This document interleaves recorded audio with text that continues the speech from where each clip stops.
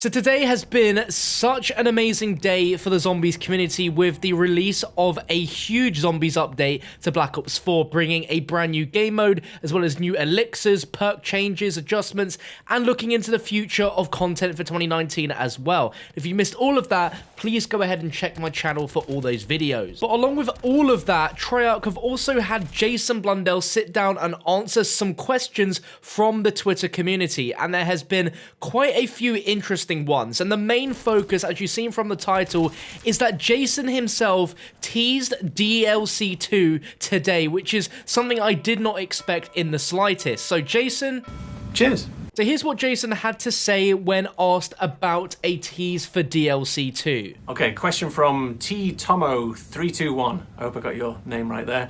It says, can you tease what's going to be in DLC 2? What a very good and direct question.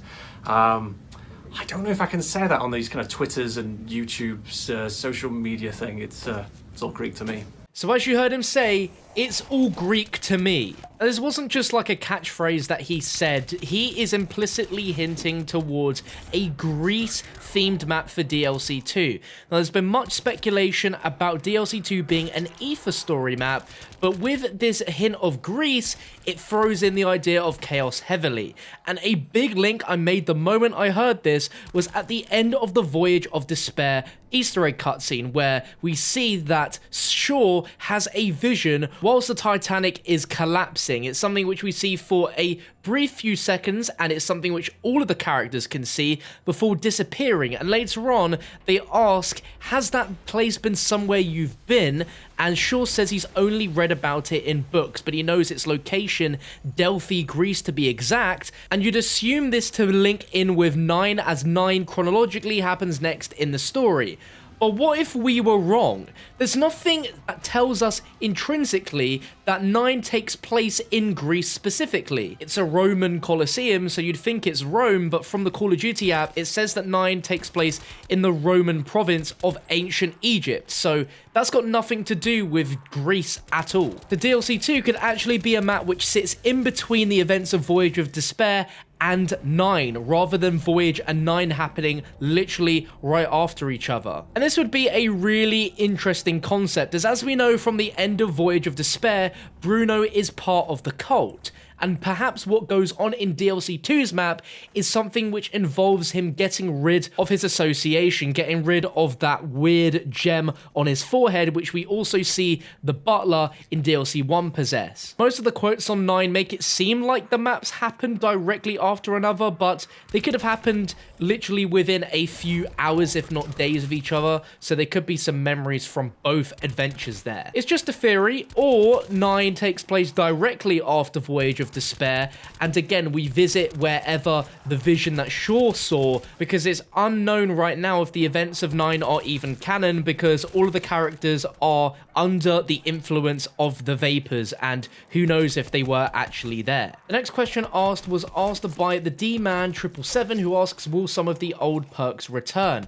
And he says that none of the old perks will return in their previous form, but they'll continue to add new perks throughout the Black Ops 4 season. So a little bit sad for some of those that still want to stick by the OG perks, but I guess getting brand new perks is pretty exciting nonetheless. Gary10184 asks, are we going to see old weapons return to zombies like the Commando or Olympia?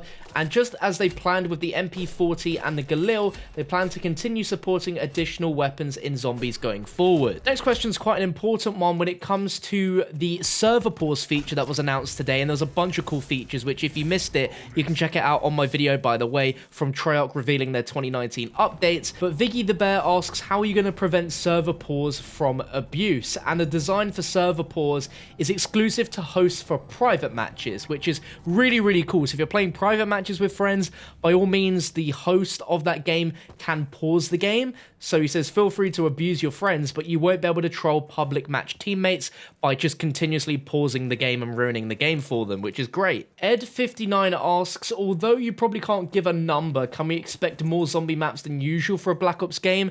And here was Jason's response. Can we expect more zombie maps than usual for a Black Ops game? Well, I'm glad to say that we've already confirmed that, because with Black Ops 4 disc and with the Black Ops Pass, you already have more maps involved in this season than we've ever done in a previous Black Ops game. So, yes, Dead 59. So he kind of danced around the question, basically saying, yes, we've already got more maps already in the game than we would have in a usual Black Ops game, but that doesn't seem to close out the idea that we might not get more maps in the future than what we're expecting, and I hope so, because it would be awesome to get some more remasters in there, like a Zombie Chronicles 2 or something like that. Another question comes in from Mr. Taco Belmonto, who asks, what are the team's thoughts on the current perk balance in the game? And here was Jason's response. What are the team's thoughts on the current perk balance in the game? Personally, I find myself running Stamina Up's modifier exclusively because of how powerful it is for training. I'd love to see the lesser used perks get some buff and changes down the line. Great question. Yes, we're continuously looking at all our balancing actually throughout the game. But perks, yes, we'll definitely be getting more attention to do with buffing them and nerfing other little bits to improve the zombies experience. So that's a really good answer, as I do feel a lot of the perks in Black Ops 4 are not used too often, and you know, some balances to make them a little bit better are welcome changes in my opinion. Now this is a really interesting one, and Rich Killer asks, what is your favourite unsolved zombie cipher? Which game or map is it from? And this is a question asked by Rich Killer, who solved the Mob of the Dead ADF-GX cipher. So really interesting question, especially from a really great significant person in the cipher community. And here's Jason's response. Rich Killer TSM says, hi there. On one hand, I want to ask a question about ciphers. On the other hand, I don't want nor expect any hints. Good. I like to fulfill your expectations. So my question is, what is your favorite unsolved zombie cipher? Which game map is it from? Thanks in advance. Okay, so I would say a couple of my favorites are actually in Voyage of Despair. There's actually quite a few. Now, the only thing I would say, because you said you don't want any hints, sure, you know, I don't want to cause a rumble. So he gives us a little hint at the end of Rumble, which could potentially be a key word for one of the several hidden ciphers which are yet to be discovered in the game. Now the thing is, when it comes to Chaos maps and the ciphers, the messages have not been particularly interesting as of yet, but I hope whatever he's implying and teasing here as being the hardest and his favourites are going to have some really rich narrative goodies. A user called Yeah Hex asked if customization is being added in the future, and they mentioned it in the coming weeks they're adding mastery camos, mastercrafts, reactive camos, black market camos, new perk and more, and later in the year they're going to have even more character customization offerings coming to zombies, so stay tuned. And I think this is teasing the faction rewards, but it would be really great if there was just a lot more character customization offerings in general, and it sounds like that sort of thing is going to happen. Another Twitter user asked if we're going to see something like Newton's Cookbook returning in Black Ops 4, and here is Jason's answer. Linkboy Rocks asks, will something like Newton's Cookbook returning to Black Ops 4? Great question. So, yes. Something will come into Black Ops 4 that allows you to combine your different elixirs together and make new ones. I don't know if Mr. Newton will be coming back, but the mechanic absolutely will be. So thanks, Linkboy Rocks. Great question.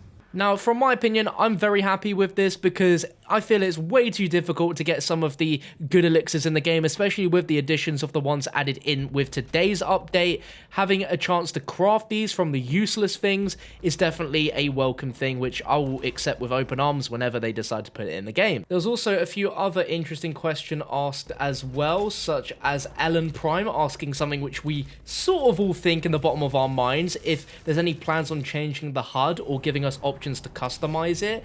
And Treyarch said no plans to make significant changes to the HUD at this time, as they're laser focused on building out all of the new features and content laid out for the near future that was covered in their Treyarch blog post later today.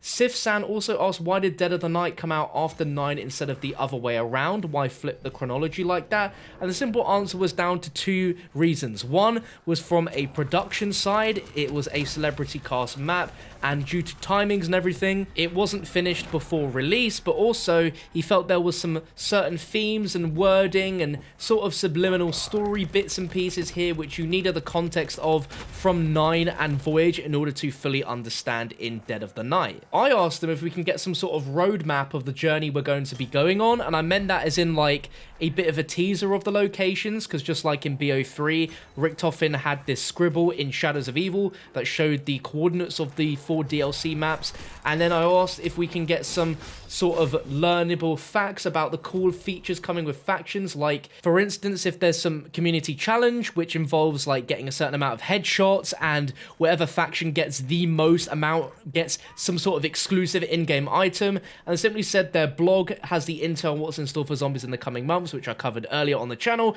As for factions, the team's hard at work on the features and rewards tied to each faction, and they're excited to share more as they get closer to release later this year. So, interesting. So that rounds up all of the new info from Jason's interview on Twitter earlier today. Let me know your thoughts on all of this down below in the comment section, especially with regards to the DLC 2 talk, because that is extremely exciting, and I'd love to just brainstorm what's going on with you, as well as all the other things mentioned today, like the return of Newton's cookbook, as well as the perk balancing, the addition of more maps, and the server pauses, and the HUD stuff, and the ciphers, and all that. I really think this is a good start from Treyarch, and I'd love to see more things like this in the future, as we never really ever get to ask Jason questions like this unless it's a one-on-one interview. So very interesting stuff. If you enjoyed the video, a like would be greatly appreciated, and make sure you check out my last 2 uploads on your screen right now, as I'm sure you might have missed them. But make sure that you stay tuned for even more content coming in the near future with Black Ops 4 Zombies. Thank you for watching. I'll see you next time.